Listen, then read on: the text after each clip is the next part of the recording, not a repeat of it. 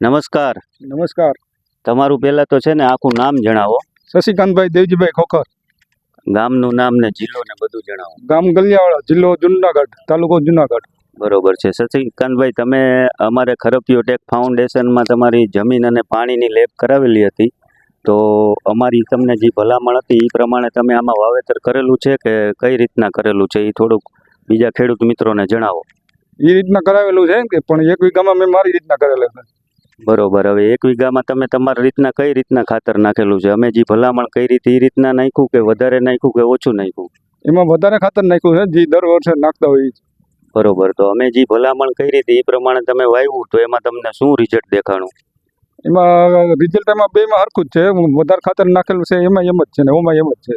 તો તમારું શું કહેવાનું થાય છે કે આપણે જે પાક લેતા હોય એમાં દર વખતે પહેલા ખેતરની જમીન અને પાણીની આપણે લેબ કરાવવી જોઈએ કે ન કરાવવી જોઈએ? હા, દર વર્ષે એની જે જમીનની ને પાણીની બેયની લેબ કરાવી. બરોબર છે. આભાર તમારો.